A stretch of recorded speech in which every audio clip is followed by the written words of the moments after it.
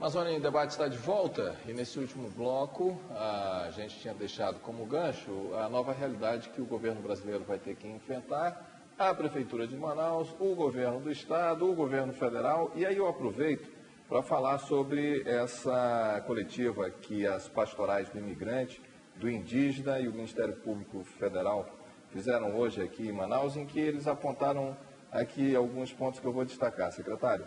Falta de sensibilidade do poder público, um caso controverso da morte de um adulto e de uma criança que foram enterrados às pressas e não atendendo a características culturais dessa etnia.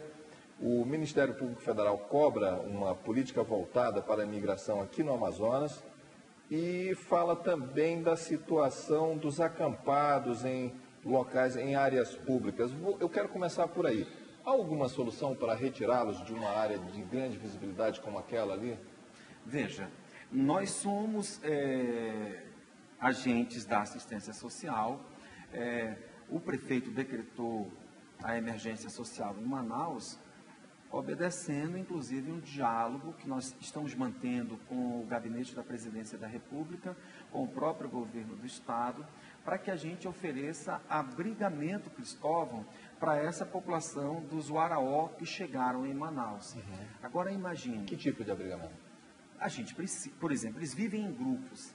Eles não têm o mesmo modo de viver que nós temos. Por exemplo, eu posso ficar com a minha família numa casa, tu fica com a tua família noutra casa. Aí eles não. Um pouco mais Eles vivem em grupos. Então, a gente tem que ver pelo menos galpões onde eles possam ser abrigados. Retirá-los daquela condição subhumana que eles estão hoje ali embaixo do viaduto da rodoviária. Estão procurando esses lugares? Nós estamos prospectando já esses lugares, nós estamos vendo isso.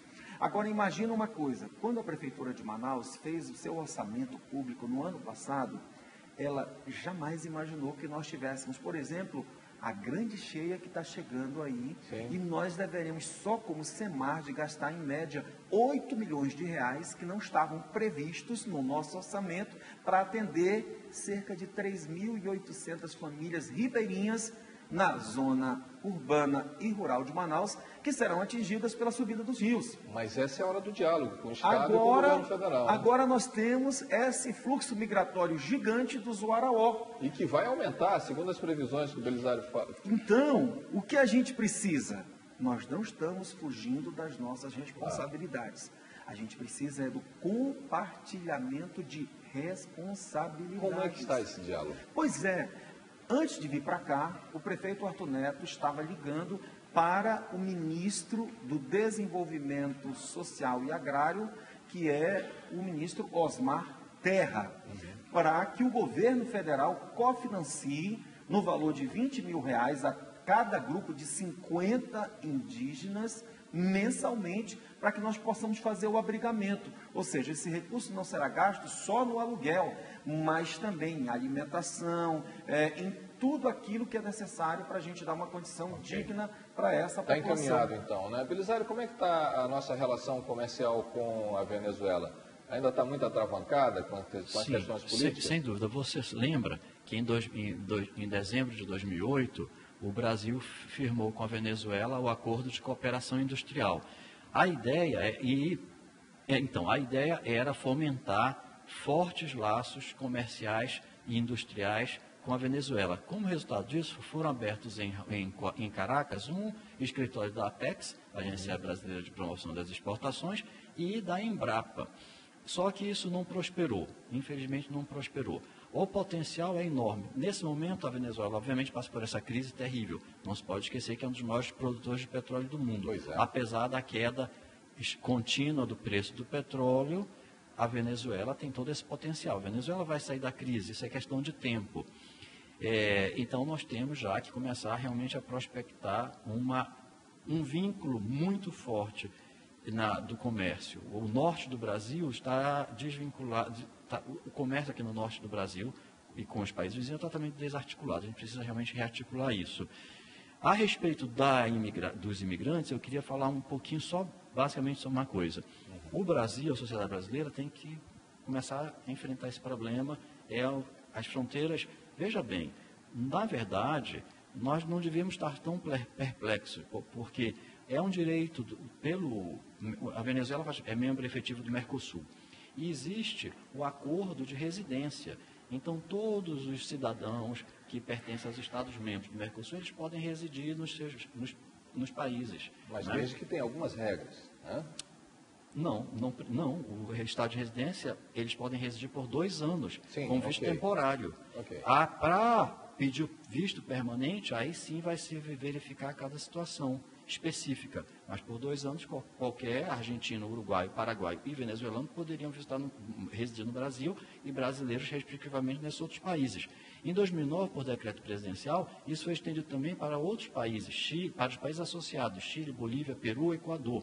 E agora, recentemente, em fevereiro, a Comissão Nacional de Imigração estendeu também para Suriname e Guiana, não é? E então, hoje, a Polícia Federal está aplicando as 2 medidas. Os venezuelanos que estão entrando, ou eles ficam no Brasil por 2 anos, por ter direito pelo acordo de residência do Mercosul, ou pedem o refúgio. Uhum. O refúgio é o seguinte: pediu refúgio, no momento que você solicita refúgio, você pode ter acesso, seus filhos, à escola no Brasil e à carteira de trabalho. Okay. E só aí vai esperar o resultado. Okay. Mas não pode voltar para a nação de origem. Não. Pois só que o consulado venezuelano... A gente só tem 2 minutos, eu queria fazer uma pergunta para os dois. Os senhores estão trabalhando com que perspectiva, de que tempo para se resolver essa crise na Venezuela? Eu não vejo a curto prazo uma solução para a crise na Venezuela, visto que ela é política e financeira. Nós estamos com esse decreto emergencial, um prazo de 4 meses, para a gente fazer um estudo. O que esse grupo quer verdadeiramente aqui em Manaus, para a gente poder vislumbrar um futuro. Agora, se o governo federal não nos ajudar, a tendência é verdadeiramente caótica para nós. Belisário, qual é a perspectiva dessa? Eu acho que a situação vai piorar um pouco e depois vai ficar insustentável e vai ter uma solução.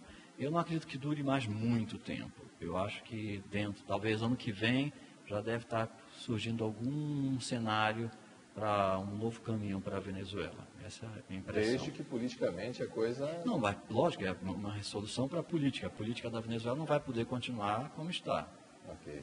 Qual é a orientação para a população, secretário? Na convivência diária com esses venezuelanos? Tem que ser rápido, tá? Não dê esmola, compre o artesanato, não dê esmola. Os venezuelanos, eles podem conviver harmonicamente conosco, mas, por exemplo, suas mulheres não podem pegar as crianças e explorá-la no trabalho infantil. Eles podem conviver conosco desde que não infrijam o nosso código de ética, que é a legislação que temos no país. É isso mesmo, Belisário? Tem que atender às regras locais? Sem dúvida. E o Brasil, o governo brasileiro, tem, no momento em que eles põem o pé no território brasileiro, respeitar os direitos básicos desses venezuelanos. Senhores, eu sei que esse é um debate que a gente vai continuar ainda aí nos próximos meses e esse ano. Eu quero agradecer e já convidá-los para a gente continuar aí. Muito obrigado. Oportunidades, tá bom? Muito obrigado. O Amazônia Debate vai ficando por aqui e você pode conferir os horários alternativos desse programa durante toda a semana no site do amazonsite.com.br. A gente volta na terça-feira com novos convidados e assuntos relevantes sobre a região mais verde do planeta. Obrigado e até lá.